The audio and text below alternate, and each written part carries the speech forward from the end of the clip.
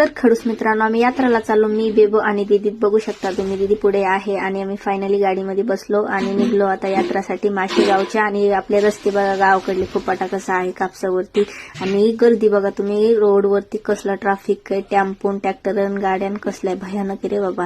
आणि फायनली आम्ही माशेगावमध्ये पोहोचलो. तर तिकून पण येणार तितकेच लोक, निघून जाणार पण तितकेच. आणि आम्ही यात्रामध्ये पोहोचलो होतो.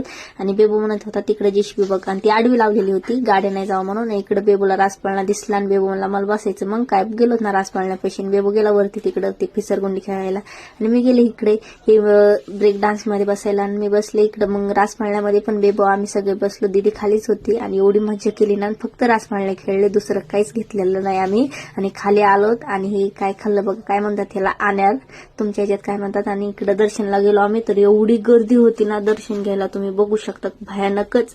मग आम्ही बाहेरूनच दर्शन घेतले आणि तिथूनच आलोत वापस आल्यानंतर दीदीने मम्मीसाठी पेढा घेतला आणि एक आरसा घेतला बघा 100 रुपयाचा. मग काय तिथून गोळा घेतला खायला, निघालो घरी. कसा वाटला माझा ब्लॉग?